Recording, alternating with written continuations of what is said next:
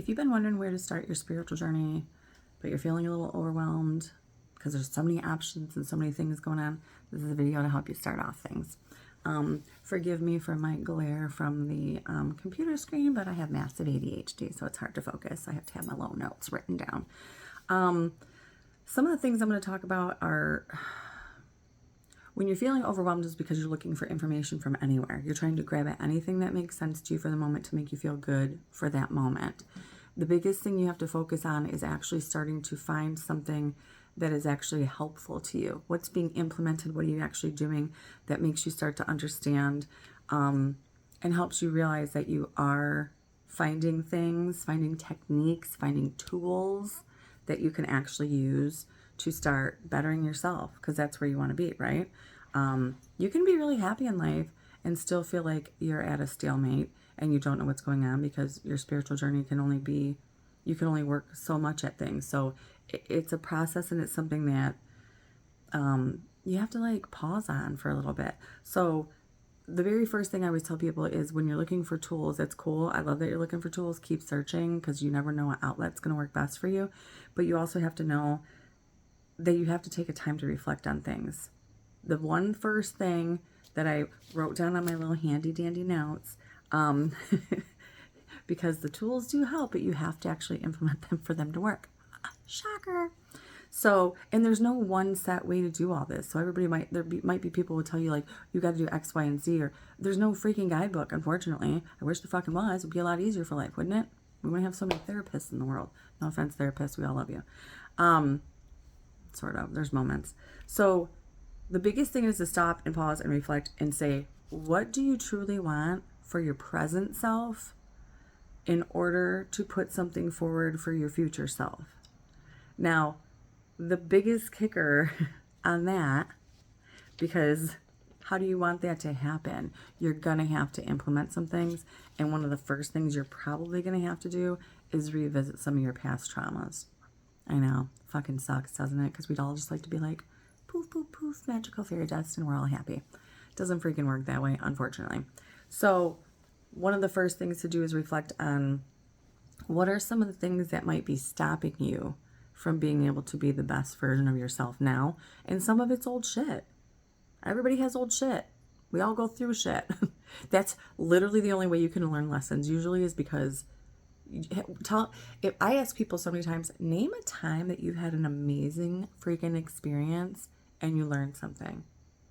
Usually people will be like, sit there for a minute, and then they're like, oh wait, that's not a real thing. Because when you have a good experience, it's just a good experience, and you walk away feeling good and happy and healthy and all the things, but you don't gain a lesson from that necessarily, and that's okay. You have to have the good experiences with the bad experiences, or else you're just going to feel like you have a shit life, and then you're going to be pissed all the time, and no one wants that.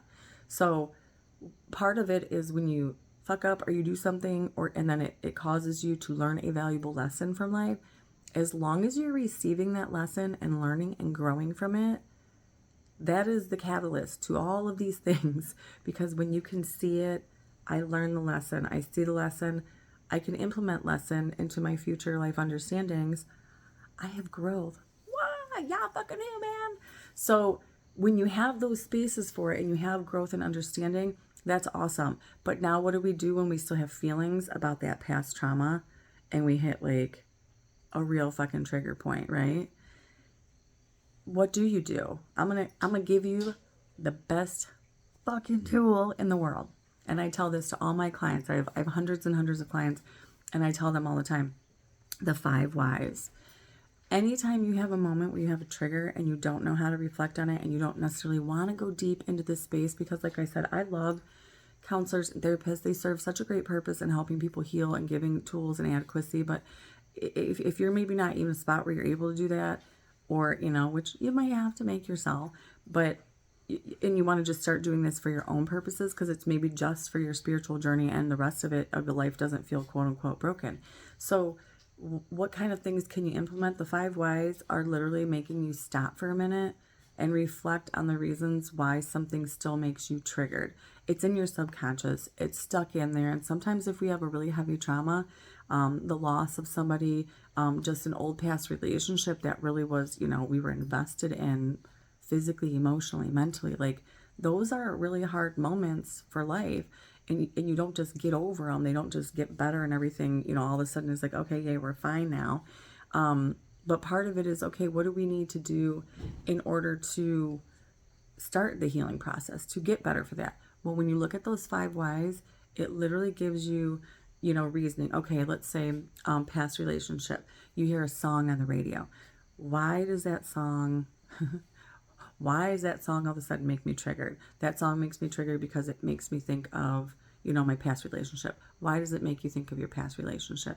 It makes me think of a good time that we had together, and then it makes me sad that we're not together, and it makes me mad that the way we broke up because that person, cheated or treated me poorly.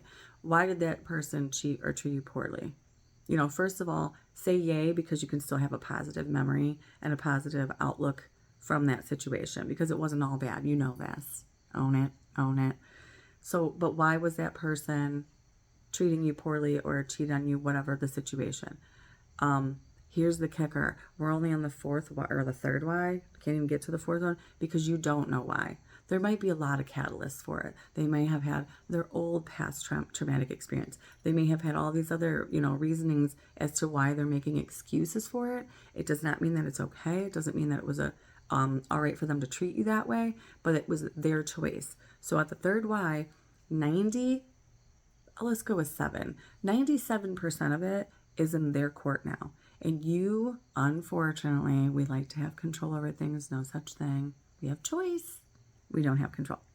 90% of that situation is from them. That's on them. Now, if they ever own it, acknowledge it, any of those things, unfortunately, that's not your fucking problem. That's for them to do. You have to acknowledge and accept that 3% of you participate in the relationship. You somewhat probably allowed that behavior for a while. And then you accepted to learn that lesson from it. Those are the things I want you to acknowledge, accept those 3 reasonings for yourself, and then move forward. It's not that simple. I understand that. Man, healing process is fucking hard. That's the part people don't say. They're like, I'm on my healing journey. I'm on my spiritual journey. And I'm like, what does that mean to you? And they're like, well, nothing. I just decided I'm not going to deal with any of my past shit, and I'm happy now. That's not fucking realistic. You have to heal from those things and understand that they're still in your subconscious for a reason. Why is it still back there trying to process, trying to heal? Probably because you would never do that to someone else. Big life lesson, you can't expect you from others. It sucks. You want to. You want other people to see that. You want other people to feel the way you feel. You want other people to understand the way you understand. That doesn't mean it's going to happen, unfortunately. So when you acknowledge the fact that I'm going to acknowledge my 3%, the other 97% is on that person, and I hope that they understand that in this lifetime, that it's something they should learn and grow from. But thank goodness I've moved on from that relationship, and I'm in a healthier space for myself. These are all things that are kind of a catalyst that are all important to that process, the healing process. So now guess what? It doesn't mean you're healed. It's not miraculous. It's not like, woo, magic wand shit, and all of a sudden you're better. However, the beauty of it is that you now know that anytime you hear that song or you hear another trigger from it, your brain's going to go boom, boom, boom, and then send it away. And it's like this light little airy feeling from your chest. It's like, ah, fuck yeah. And then celebrate because you did that for yourself. Yes, queen, please be grateful that you are learning and growing in this process. That's why you also have to have patience for yourself. It doesn't just happen, boom, overnight. All of a sudden we're all better. That's not how the reality of life. So you using the 5 whys is an awesome tool that you can implement daily to be able to slow down the overwhelming process of why can't I just be better? It doesn't happen that way. Be patient with yourself. Understand where you're coming from and that you have hurt. Acknowledge those feelings. It's necessary. If you don't acknowledge your feelings, but you're wanting other people to understand how you feel, dude, that's like a catch-22, man. You want them to acknowledge? Do you want them to understand? Do you want them to understand? So figure out what that means to you, how you want that to look for yourself, and that's going to be part of the next steps for the healing journey. And stop, please stop overwhelming yourself by comparing yourself to everybody else. This person's here on their healing journey. This person understands this. This person has grown. So how do you know how long they've been fucking working on it? Like literally, I've been an energy worker my whole fucking life. And I'm 46 years old. And I'm still working on shit. You never know it all. We don't know. We got to learn. And I know everyone's like, well, if you know everything, if you're an energy worker, you're a psychic medium, how come you just don't have it all figured out? Because I'm still a human ass being. And guess what? It's sometimes a shit show. But I embrace my shit show. I love the madness. I love the lessons. I try to learn from them. I try to grow from them.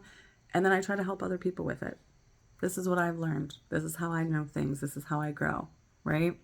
So I'm going to post up in my link. This is not all about, make sure you're following me and make sure you do all these things. But if this makes sense to you, if you want to learn more, if you want to I'm just going to keep posting these. I'm going to keep kicking them out because if you're watching for this long, it means you're actually interested in putting efforts into yourself.